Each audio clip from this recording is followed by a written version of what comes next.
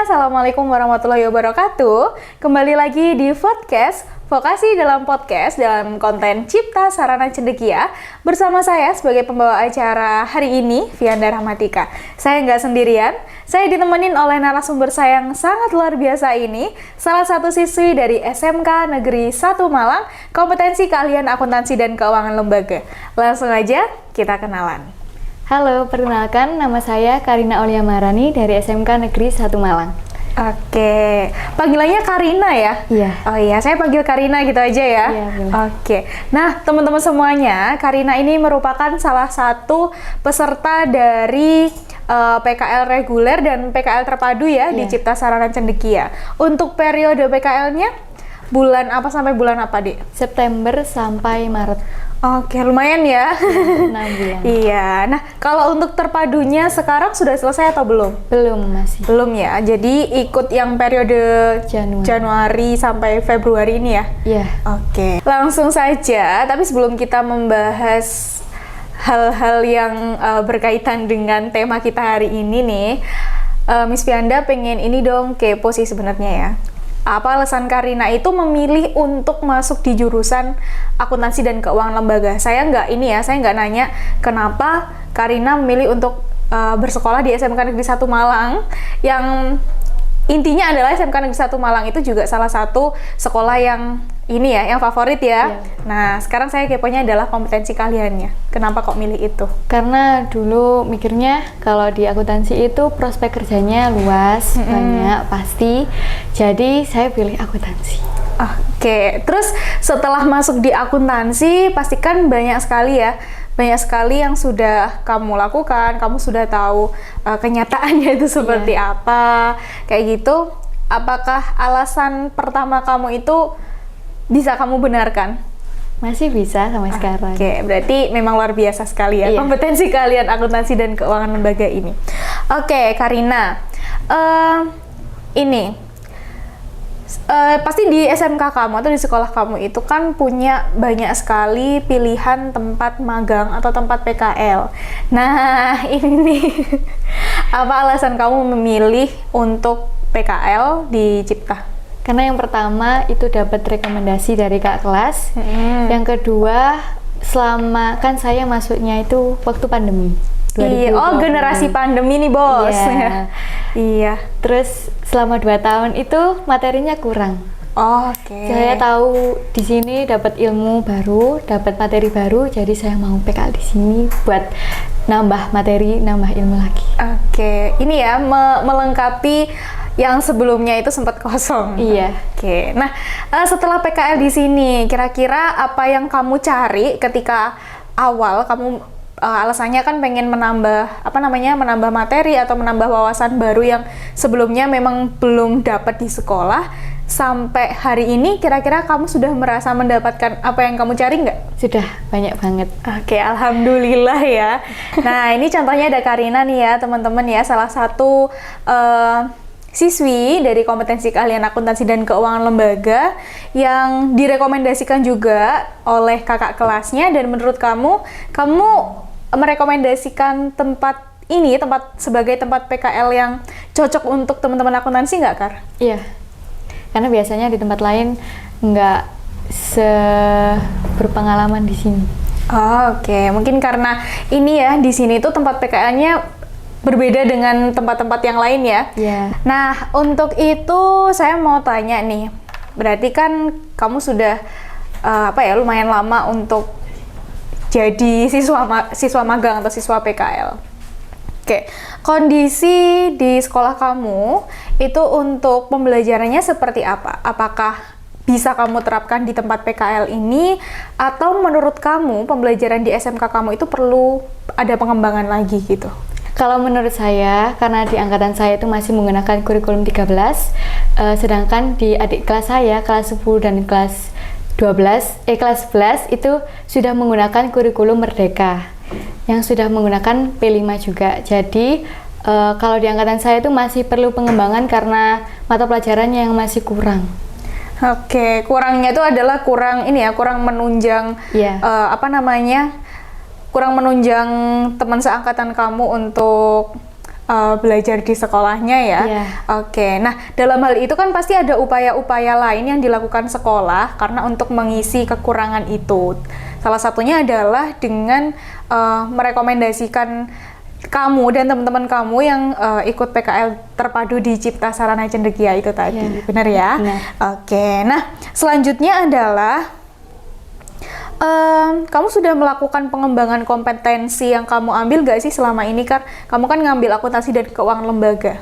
Nah, berarti kan kamu di situ ada apa ya istilahnya keinginan untuk mengembangkan kompetensi kamu. Nah, kamu sudah melakukan hal itu atau belum? Sampai sekarang ini kelas 12 ya? Iya. Nah, karena di sekolah sendiri udah menyediakan teaching factory, jadi saya udah melakukan upaya dengan langsung terjun ke prakteknya melalui fasilitas TEFA yang di sekolah. Oke, luar biasa sekali ya SMK Negeri 1 Malang ini. Nah, kalau untuk bentuk TEFA-nya sendiri itu gimana, Kar, kalau di sekolah kamu? Kalau akuntansi itu ada Bank Mini, kalau jurusan pariwisata itu ada travel. Luar biasa ya. Oke, nah dengan penerapan TEFA itu pasti bisa ini ya, bisa menambah pengalaman kamu juga ya. Nanti kalau misalkan di dunia kerja, gimana cara kerjanya, terus gimana cara memecahkan masalah dan seterusnya. Oke, nah ini langsung aja ya kita masuk ke pembahasan inti, yaitu sebenarnya saya tuh pengen mengulas bagaimana P5 ini penerapannya dilakukan di sekolah dan saya sengaja untuk mengundang kamu di sini karena memang saya pengen istilahnya pengen tahu bedanya penerapan P5 menurut kamu itu dengan yang kamu lakukan sekarang karena masih di K13 ya. Pastinya itu sangat terasa sekali ya, Kar ya. Oke, nah kalau begitu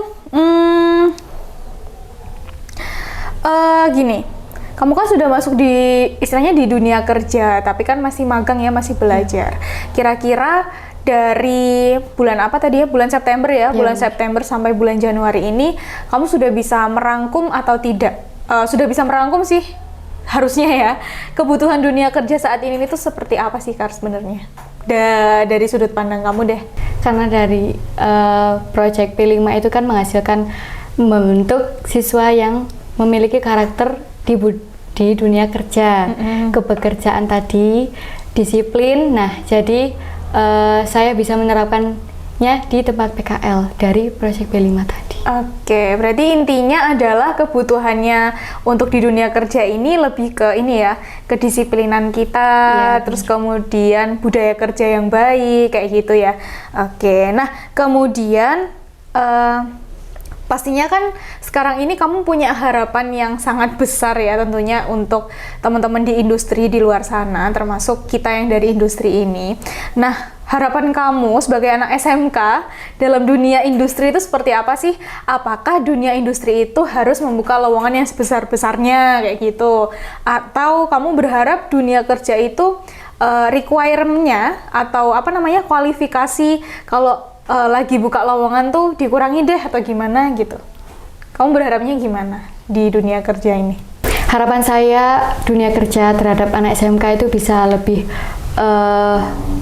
melihat lagi kalau anak SMK itu siap buat terjun ke dunia kerja, karena dengan PKL tadi kan kita punya pengalaman yang lebih, jadi ya itu. Nah, maksudnya Karina ini adalah dunia kerja diminta untuk lebih mempercayai kita-kita nih dari anak SMK yang memang dididik di sekolah itu untuk siap bekerja gitu ya, Kar ya, dengan berbekal pengalaman praktik kerja lapangan yang kita lakukan pada saat masih PKL di Dudi atau dunia usaha, dunia industri itu ya. Oke, ya semoga nanti dunia kerja di luar sana lebih ini ya, di tahun ini lebih memberikan fasilitas yang lebih lagi untuk kita-kita yang anak SMK yang intinya pengen langsung terjun di dunia kerja untuk membantu perekonomian, pertumbuhan ekonomi di Indonesia juga ya, Kar ya. Nah, kita kan di sini lagi ngomongin soal P5 nih. Ya, tapi sebelum kita bahas lebih lanjut, kalau P5 menurut Karina sendiri itu seperti apa? Atau P5 itu maksudnya apa sih gitu? P5 itu kan project dari kurikulum merdeka yang tujuannya untuk membentuk karakter siswa terutama di dunia SMK ini bisa lebih siap untuk terjun di dunia kerja. Oke, berarti P5 ini ya sangat luar biasa ya. Diharapkan dampaknya itu sangat luar biasa terhadap anak-anak SMK ini. Oke, nah tadi kan kamu sudah menyampaikan tuh kalau kamu itu sebenarnya bukan dari golongan teman-teman SMK yang yang dapat mata pelajaran P5 ini ya Kar ya, tapi masih di K13. Nah, kamu kan merasakan dampaknya tuh. Bedanya tuh di mana sih Kar antara generasi yang sudah sudah pakai P5, kok pakai P5 apa ya maksudnya ya, sudah menerapkan P5 tuh di mata pelajaran ya, maaf. Terus dengan generasi yang masih pakai kurikulum 13 gitu. Apa yang kamu rasain? Dari segi mata pelajarannya, K13 sama P5 dari kurikulum Merdeka itu udah beda, dan juga karakter siswa yang P5 itu lebih dididik buat lebih aktif sama lebih kritis lagi. Oke, nah tapi bukan berarti teman-teman dari kurikulum 13 ini juga kurang dari teman-teman yang sudah P5. Tapi mungkin alangkah lebih baiknya kalau kita kolaborasi ya antara generasi yang masih pakai kurikulum 13 dan juga generasi yang sudah menerapkan mata pelajaran P5 ini. Itu akan sangat luar biasa ya Karina ya. Oke, nah pengaplikasian P5 kalau di sekolah kamu itu contohnya seperti apa Kak? Dalam pembelajaran setahu saya itu udah siswanya banyak yang presentasi. Tugasnya presentasi. Jadinya kayak lebih aktif untuk berbicara di depan public speakingnya gitu ya. Kemudian ada tugas video juga, jadi lebih nggak teori aja, jadi mereka diajarkan buat digitalisasi yang lebih yang lebih proaktif ke digital gitu ya maksudnya. Kemudian ada project bazar, jadi mereka diajarkan buat wirausaha, pameran seni juga, jadi dalam budaya juga diajarkan. Oke, nah luar biasa sekali ya. Berarti di sekolah kamu itu juga ada project-project project-project yang memfasilitasi teman-teman SMK itu untuk terjun langsung dalam menerapkan P5 ini ya Kar ya. Luar biasa sekali. Bazarnya tuh kira-kira bazar bazar kalau misalkan ada yang jualan apa gitu bisa dijual di bazarnya itu. Masih sesuai sama jurusannya. Oh gitu, contohnya gimana sesuai itu?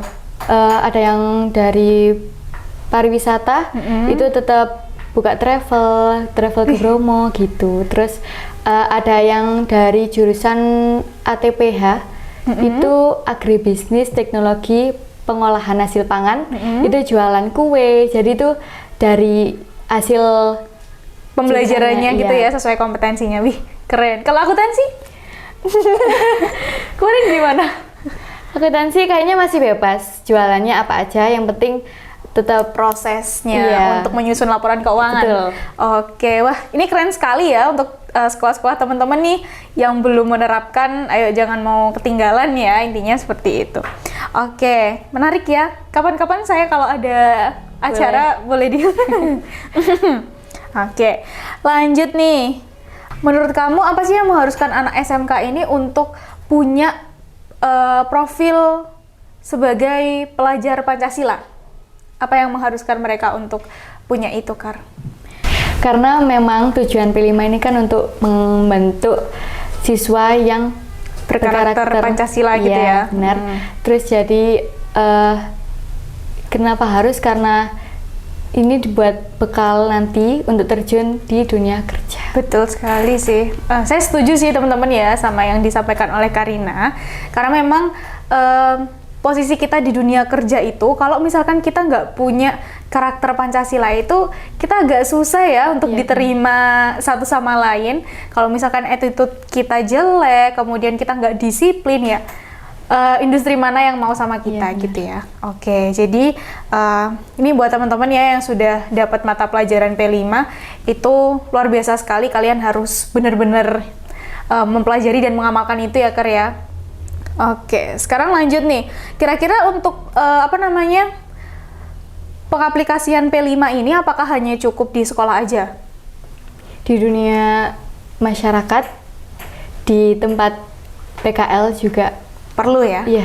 Karena ini ya di lingkungan sekolah itu pasti beda dengan lingkungan masyarakat. Iya, benar. Isu-isunya atau kasus-kasusnya di lingkungan masyarakat dan sekolah pun itu pasti berbeda dengan kondisi di lingkungan usaha atau lingkungan kerja gitu ya. Oke, jadi nggak cuma di sekolah aja nih, kita bisa belajar di lingkungan manapun untuk menerapkan P5 ini ya Kar ya. Oke, nah teman-teman sebelum kita lanjut, kayaknya udah agak kering ya Kar ya. Ya silakan kita minum dulu, hati-hati ya, tapi nih kopinya masih panas, jadi hati-hati aja deh. Yuk teman-teman, kalian jangan lupa kopi juga ya.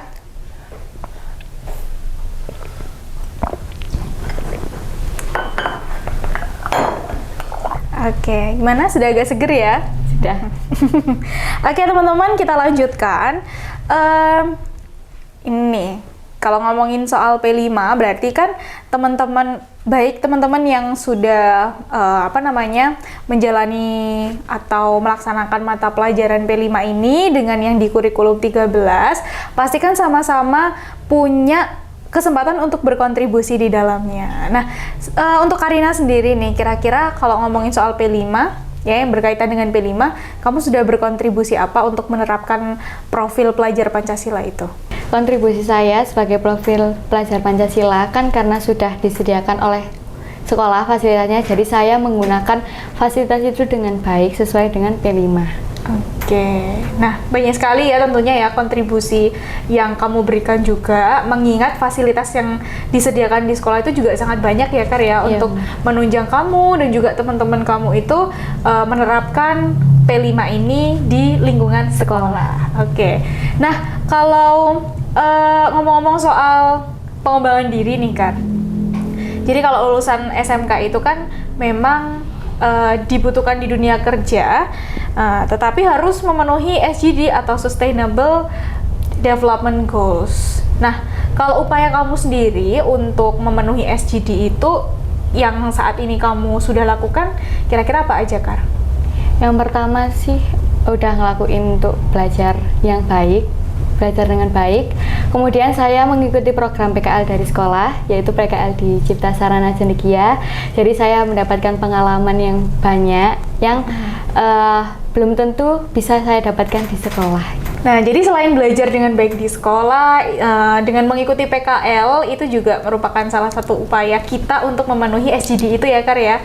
Oke, nah selanjutnya adalah seberapa pengaruh sih si P5 ini untuk kamu yang saat ini kan pasti mengusahakan SDG itu ya, sebagai bekal kamu di dunia kerja nanti. Berpengaruh nggak sih Kar? Pengaruh banget, karena kan tadi ada karakter disiplin, jadi yang kita pelajari di sekolah itu bisa kita terapkan di dunia kerja. Perusahaan mana sih yang mau karyawannya itu punya attitude yang nggak baik? Nah, betul sekali ya, pastinya nggak ada perusahaan yang mau ya. Iya. Nah, untuk itu, kita sebagai sebagai anak-anak SMK nih ya, harus mempelajari P5 dengan baik, dan nggak cuma dipelajari aja ya Kar ya, tentunya harus diterapkan juga dimanapun itu, baik di sekolah, di lingkungan masyarakat, di lingkungan keluarga, maupun di lingkungan tempat kerja kita ya, begitu. Oke. Nah, teman-teman semuanya, dari yang Karina sampaikan ini sudah banyak sekali ya ternyata ya. Jadi kita memang diminta dan juga diberikan bekal yang sangat luar biasa di sekolah maupun di tempat PKL ini, karena di dunia kerja itu permintaannya sudah sangat banyak ya. Banyak permintaan di dunia kerja yang kita sebagai anak SMK itu harus istilahnya memantaskan diri untuk mendapatkan pekerjaan yang layak gitu ya. Untuk itu kita harus tetap semangat bekerja, dan yang paling penting adalah bersemangat untuk mengembangkan diri seperti yang Karina lakukan sekarang ini, yaitu salah satu upayanya mengikuti program PKL reguler maupun PKL terpadu di Cipta Sarana Cendekia. Oke, nah buat teman-teman yang tertarik untuk bergabung PKL di Cipta Sarana Cendekia, nanti kita akan menyediakan nomor admin yang akan kita share di description box ya. Jadi teman-teman bisa menghubungi nomor admin tersebut dan bergabung bersama Karina dan kawan-kawan di Cipta Sarana Cendekia gitu ya. Oke, nah sebelum kita tutup pembahasan kali ini Kar, ya. Pertanyaan terakhir nih, dan juga saya minta tolong dong Karina kasih pesan dan kesan untuk teman-teman SMK utamanya jurusan akuntansi di luar sana. Pesannya terutama buat adik kelas yang sudah menerapkan P5 karena P5 ini masih baru ya Miss. Betul. Jadi diikuti dengan baik, diterapkan juga karena bekalnya itu sangat penting buat nanti di dunia kerja. Oke, memaksimalkan mata pelajaran yang sudah disediakan oleh sekolah juga ya. Iya.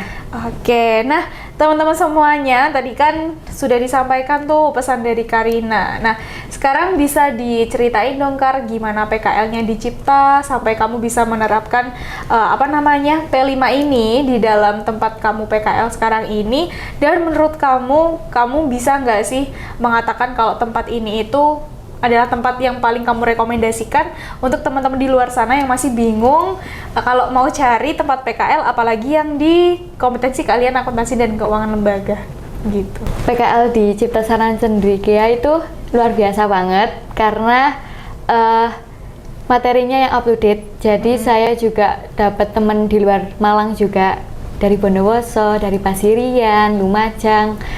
Terus kemudian yang materinya itu belum tentu saya dapatkan di sekolah juga. Oke, berarti kamu merekomendasikan nggak sih buat teman-teman di luar sana? Banget, apalagi nanti buat adik kelas saya. Oke, nah nanti saya tunggu ya adik-adik kelasnya untuk datang di Cipta Sarana Cendekia. Nah, dan juga teman-teman yang lain nih saya tunggu ya. Saya tunggu di Cipta Sarana Cendekia, kita belajar bareng, kita praktikum bareng sampai kita benar-benar bisa mengembangkan diri kita dengan maksimal di sini. Oke, luar biasa sekali narasumber saya hari ini, Karina dari SMK Negeri 1 Malang yang menjadi wakil teman-temannya ya. Semoga nanti apa yang diharapkan Karina dan juga teman-teman harapannya adalah segera tercapai dan sesuai dengan angan-angan ya, yang tentunya harus diimbangi dengan usaha dan juga doa teman-teman sekalian. Nah, oke teman-teman semuanya, karena pembahasan kita sudah tuntas ya Karina ya, semoga kita nanti di kemudian hari bisa ada kesempatan untuk bertemu lagi, bikin konten lagi dan membahas hal-hal baru yang lebih seru. Dan untuk konten kali ini saya akhiri sampai di sini. Teman-teman jangan lupa like, komen, dan subscribe channel YouTube Cipta Sarana Cendekia. Saya Fiona Ramatika sebagai pembawa acara pada konten kali ini dan juga narasumber yang sangat luar biasa, Karina, wakil dari SMK Negeri 1 Malang, pamit undur diri. Terima kasih. Wassalamualaikum warahmatullahi wabarakatuh. See you next time and bye-bye semuanya.